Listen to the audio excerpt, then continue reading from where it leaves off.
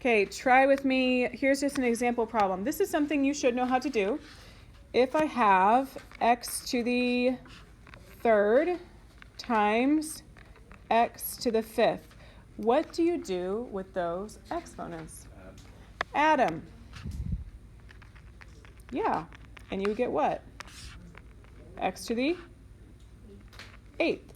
In the same way, when you have logarithms and you have multiplication, you are going to add them. Okay, so if I have m times n, then it becomes two logarithms that get added. So it's going to become log base b of m plus log base b of n. It's the exact same kind of properties as what you had with exponents, because logarithms are just a different way to write exponents, okay? The words that you need to get used to seeing over the next few days are condense and expand. When you see the word condense, condense means to make smaller. So if I'm condensing these, I see a plus sign, which means I'm going to multiply the m and the n. So it becomes log base 2, and then I would do 7 times 4, which would become what? Log base 2 of 28. Yep. So you would simplify it if you can. If you can do that multiplication or division or whatever you got, in this case multiplication, then please do it. Okay, so on number 2, this time we have, again, a plus sign, so multiply. There is not a base there. We talked about this yesterday. If there's a base that is missing, what base is there? 10, log base 10. That's the common log. So log base 10, and it is 25 times 4. You can simplify that.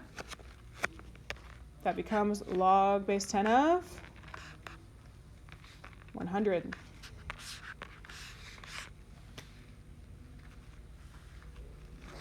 Okay, I'll help you set up number 3 and then see if you can finish it by yourself. You've got two logarithms. We're going to condense it and combine it into one. So 2x times 4x squared. Can you combine that? If you don't use the word condense a lot in your life, I don't know if this is in your pantry, but it's in mine. Like sweetened condensed milk, if you've ever seen that. It's like you take milk and you add a bunch of sugar to it, and then you condense it down into like a little can, and that's what they use to make like caramel and stuff like that. Okay, fun fact. So please check your work here. If you combine those together and multiply, you get log base 4 of 8x to what power? To third. Good job. If you have that, you can go on your way.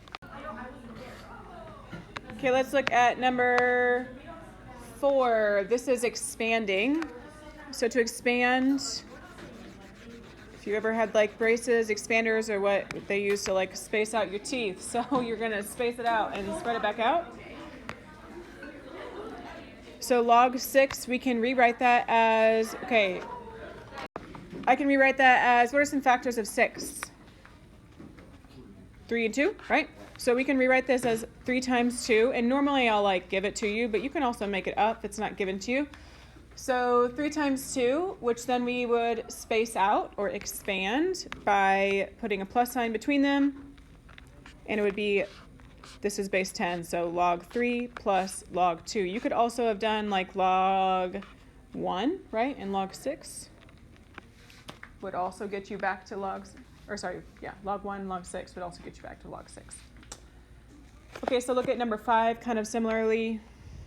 What are some factors of 45? 5 and 9. Close up. Yeah, 9 times 5. We can then rewrite this as, with a plus sign in between to space it out or expand it, log base 7 of 9 plus log base 7 of 5. Okay, the last one does give you the factors already, so you've got 5x, so you're going to do that expansion, right? So 5 times x Can you please try it on your own? How would you expand this out with a plus sign?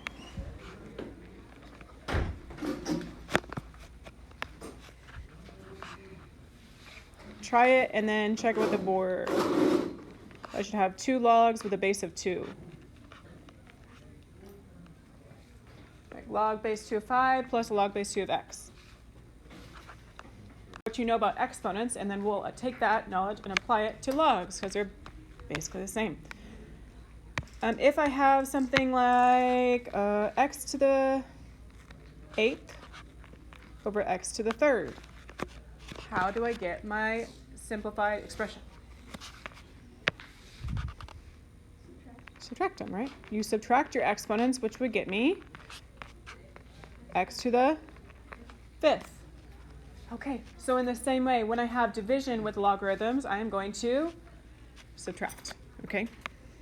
So here, if I have log base b of m divided by n, I'm going to do log base b of m minus log base b of n. Okay, so we're going to first rewrite this just with division.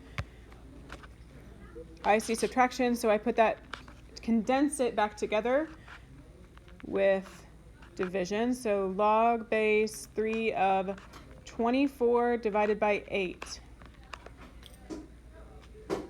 And then obviously that can simplify. What's 24 divided by 8? 3, so it's log base 3 of 3. Big 3. We'll do number 8 together, and then I'll have you try number 9.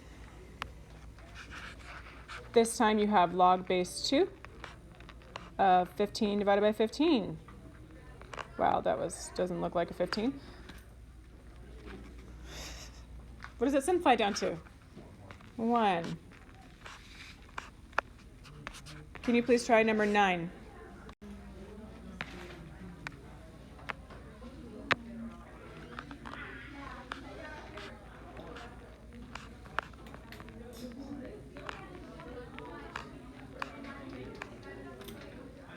Okay, so you've got x to the 9th over x to the 2nd, and then you can simplify that a little bit. How do I simplify stuff like this again? Subtract your exponents, log base 4 of x to the 7th. Huzzah.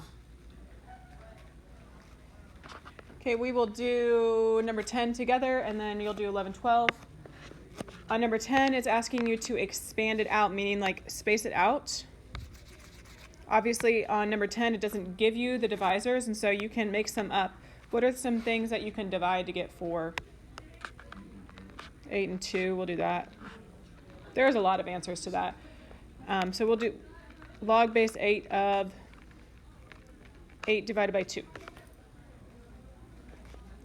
And if I have 8 divided by 2, there's a lot of things we could have put there. Then I would expand it out with subtraction, right? So log base 8 of 8 minus log base 8 of 2.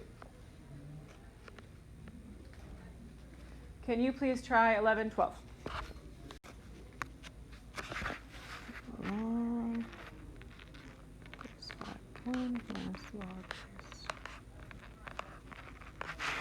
And then number 12.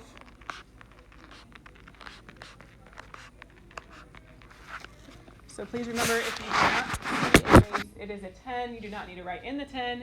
It is implied. Just like when you have an x, we would know that there's a 1 in front of it. You don't need to write the 10.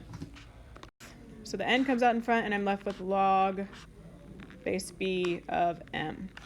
So if there's an exponent on the of thing, then bring it out in front. So that's your rule, is bring the exponent in front, okay?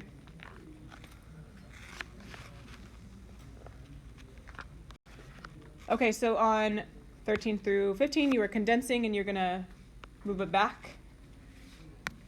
So if I have a 5 out in front, I'm gonna take that and put it back on the 2 and raise 2 to the power of 5. So it becomes log base 4 of 2 raised to the 5th. And this is where you can use your perfect chart if you have it out, or use your calculator. This can simplify. We wouldn't want to leave it like that. We can simplify it. What is 2 to the 5th? 2 times 2 times 2 times 2 times 2, 32. Or you can use your calculator, right? 2 raised to the 5th is 32. Ciao.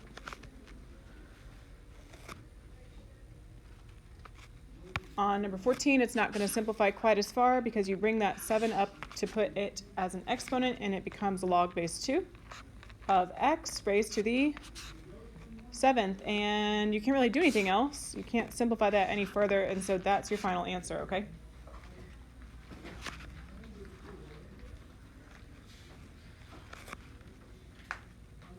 Okay, I love number 15. This is such good review. Take 1/3, put it back as an exponent. It becomes this log of 8, log base 10 of 8 raised to the 1/3 power. Okay, we just talked about this on your warm-up today.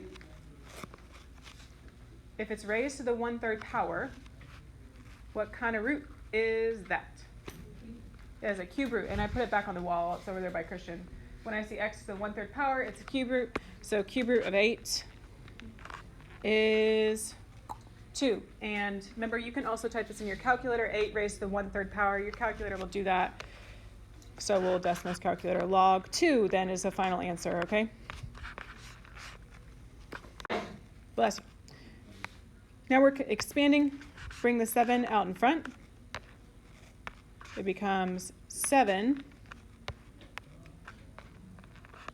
log base 2 of 8. There's going to be a lot like this in Delta Math where it has you do like the addition or subtraction rule first, and then you have to move the powers, all right? Okay, number 17, you've got, your exponent is x minus 1. So when you bring that out in front, there's already a 3 there. What do you think you're going to have to do? Yeah, you'll have to distribute or put it in parentheses. So x minus 1 goes here, and it's not like the worst thing in the world if you were to just leave it like this.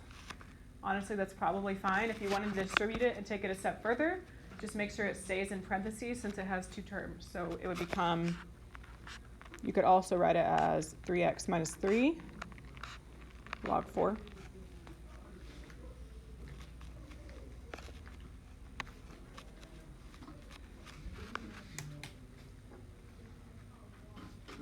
All right, and then your last one, again, another good review of roots and exponents. This one doesn't have an exponent, at least not that you can see, but it does. When I have a square root, what exponent is that? Not 2, 1/2. Okay, so over here on the wall, remember when I have just a regular square root, that is the same thing as having an exponent of 1/2 is always a fraction when you have a root. That bottom number is what is in the crook of the index. So then that 1/2 comes out in front, and it becomes 1/2 log base 7 of w. Then you're done.